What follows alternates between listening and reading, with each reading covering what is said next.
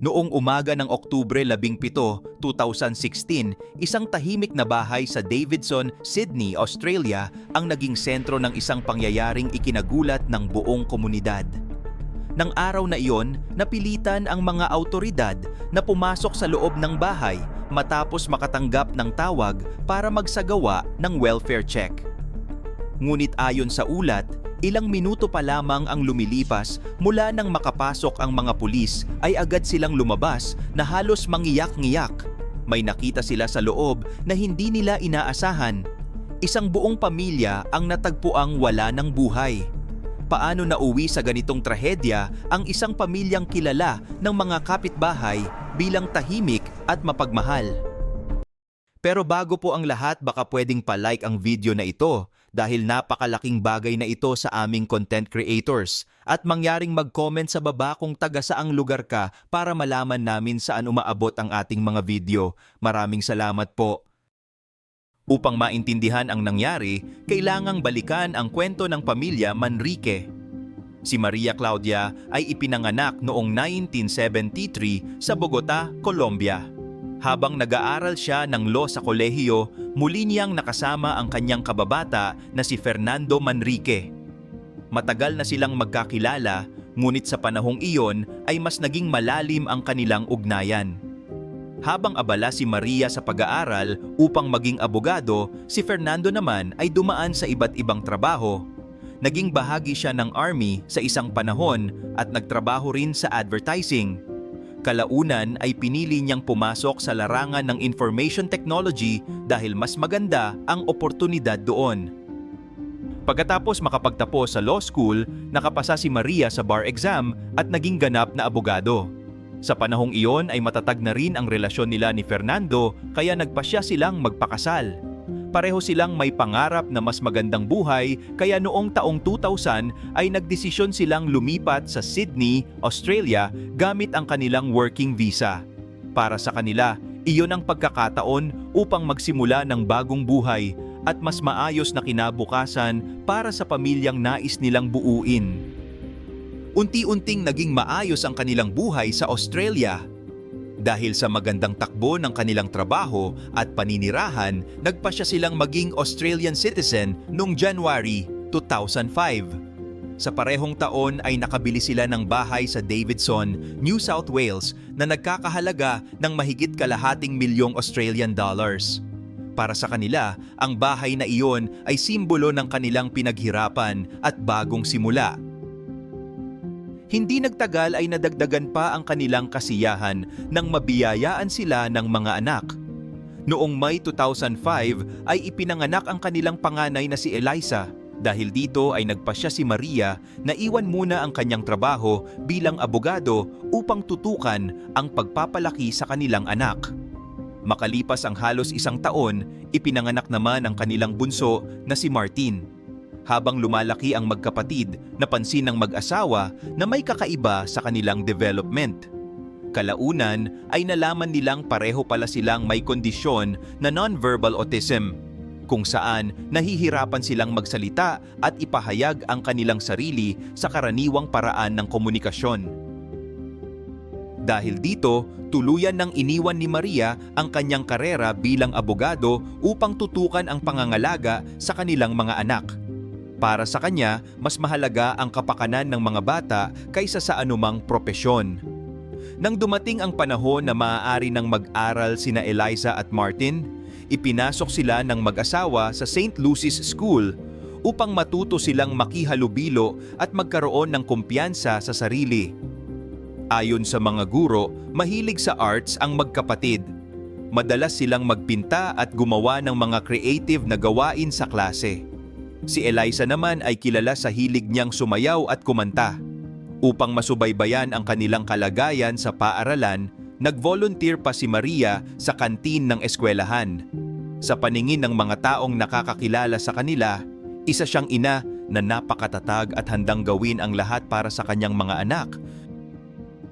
Tuwing umaga ay maaga siyang gumigising upang ihanda sina Eliza at Martin para sa pagpasok sa paaralan. Ito ang naging normal na routine ng kanilang pamilya sa loob ng maraming taon. Kaya naman noong Lunes ng umaga, Oktubre 17, 2016, agad napansin ng mga tao sa eskwelahan nang hindi dumating ang mag-iina. Isang simpleng pangyayari na nagdulot ng pag-aalala sa kanilang kaibigan na si Nicole.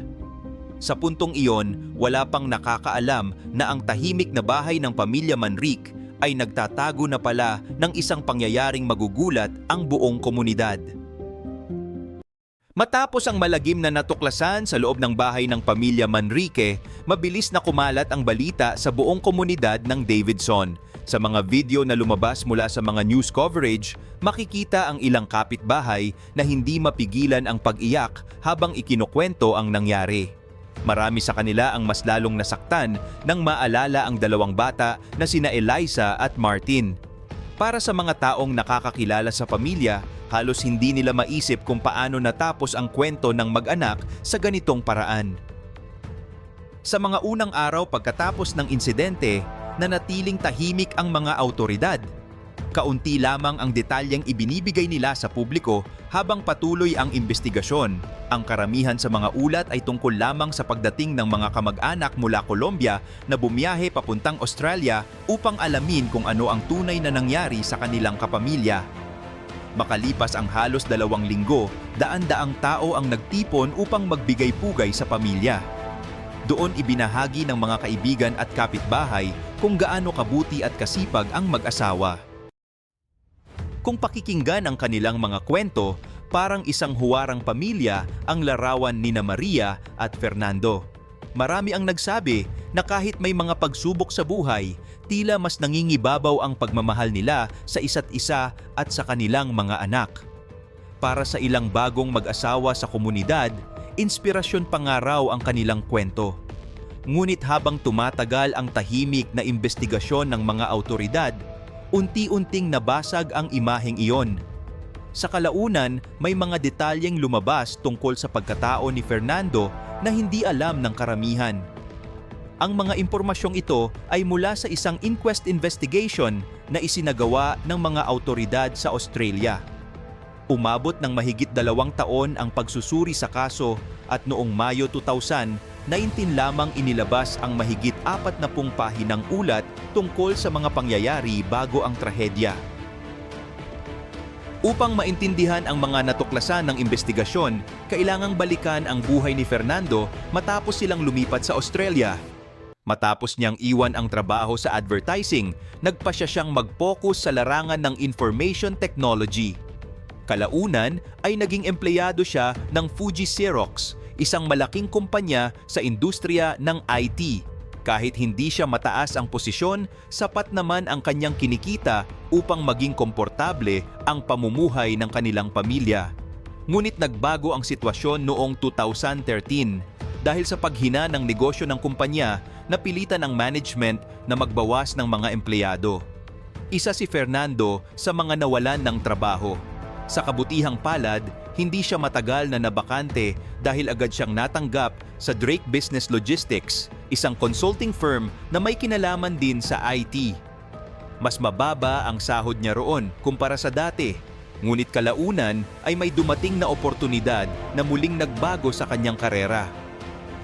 Na-promote siya bilang executive director ng kanilang branch na may sakop sa Asia.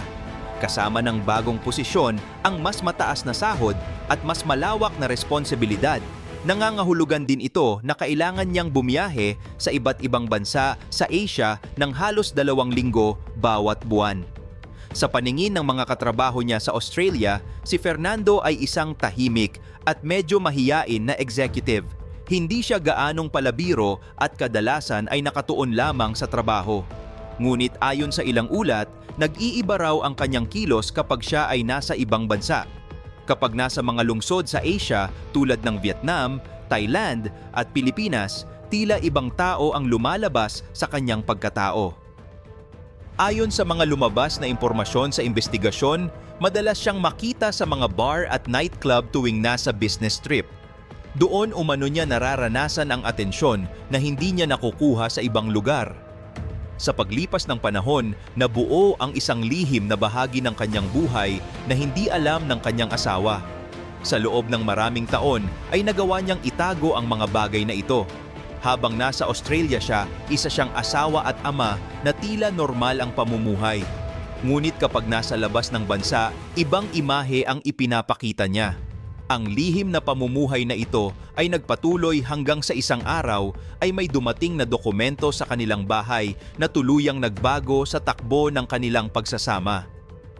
Isang bill ang natanggap ni Maria na may nakasaad na transaksyon mula sa isang establishmento sa Asia.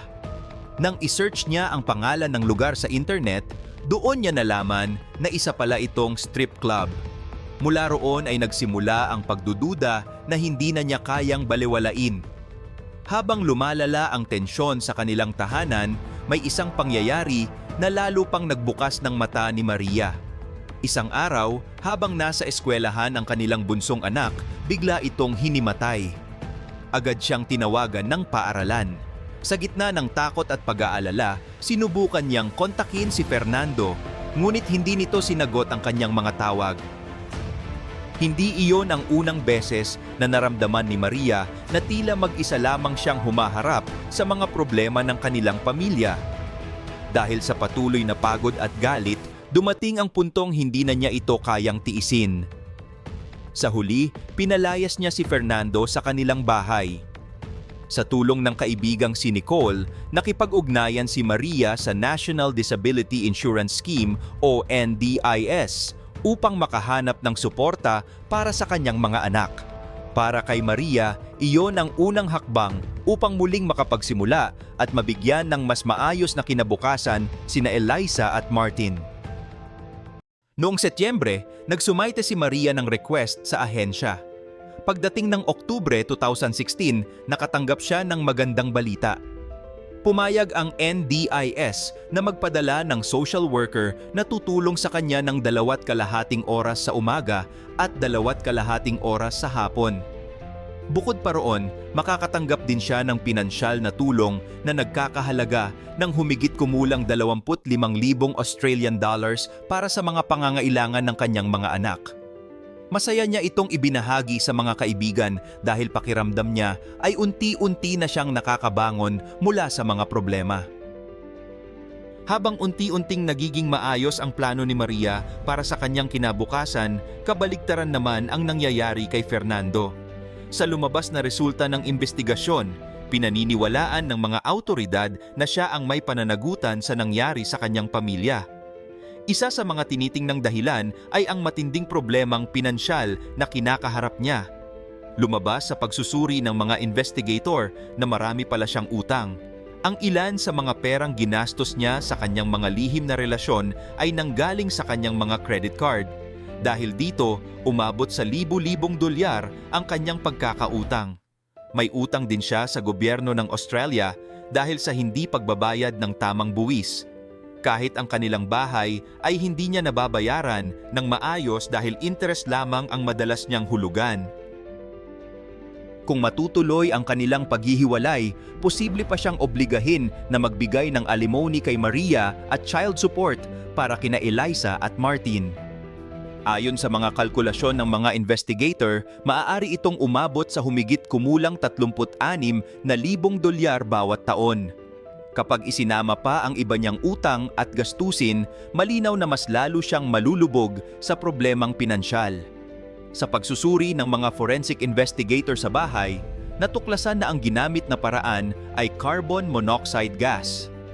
Isa itong gas na walang kulay at walang amoy, ngunit lubhang nakamamatay kapag nalanghap. Sa Australia, hindi basta-basta makakabili nito ang isang ordinaryong tao. Kadalasan ay ginagamit lamang ito ng mga kumpanya para sa industrial na gawain. Ayon sa digital records na nakita sa computer ni Fernando, gumawa siya ng account sa isang supplier ng industrial gas noong huling bahagi ng Setyembre 2016. Ginamit niya ang pangalan ng kumpanyang kanyang pinagtatrabahuhan upang makapag-order ng 2 tangke ng gas. Ipinadeliver niya ito sa ibang address at kalaunan ay lihim na dinala sa kanilang bahay. Sa mga sumunod na araw, napansin ng ilang kapitbahay na madalas siyang abala sa pag-aayos sa kanilang bakuran at bubong. Para sa kanila, tila isa lamang itong simpleng pagkukumpuni ng bahay. Ngunit ayon sa teorya ng mga investigator, bahagi pala iyon ng mas malaking plano. Gumamit siya ng mahabang plastic hose na itinago sa likod ng mga halaman at konektado sa tangke ng gas na nakalagay sa isang garden shed. Noong gabi bago natuklasan ang trahedya, pinaniniwalaan ng mga awtoridad na doon niya isinagawa ang kanyang plano. Habang natutulog ang buong pamilya, dahan-dahan na kumalat ang nakamamatay na gas sa loob ng bahay. Dahil walang amoy at walang kulay ang carbon monoxide, hindi ito agad napansin ng mga biktima. Sa huli, inilabas ng mga awtoridad ang opisyal na konklusyon matapos ang mahabang investigasyon. Ipinahayag nila na si Fernando ang responsable sa pagkamatay ng kanyang pamilya at kalaunan ay namatay rin dahil sa parehong gas. Nang mailabas ang ulat noong 2019, marami ang hindi makapaniwala sa mga natuklasan tungkol sa lihim na buhay na itinago niya sa loob ng maraming taon. Pagkatapos ng lahat ng ito, dinala ng pamilya ni Maria pabalik sa Colombia ang kanyang mga labi kasama sina Eliza at Martin. Doon sila tuluyang inilibing malayo sa bahay sa Australia kung saan nagtapos ang kanilang kwento. Ngunit hanggang ngayon, nananatili pa rin ang tanong sa isip ng maraming tao. Paano nagawang maitago ng isang tao ang ganito kalalim na lihim hanggang sa huli? Sa huli, ang isang pamilyang minsang puno ng pangarap ay tuluyang nawasak dahil sa kasinungalingan, pagtataksil at isang desisyong hindi na kailanman maibabalik. Kung kayo ang nasa sitwasyon ni Maria at nakita ninyo ang mga palatandaan ng problema sa inyong pamilya, ano ang gagawin ninyo bago pa maging huli ang lahat?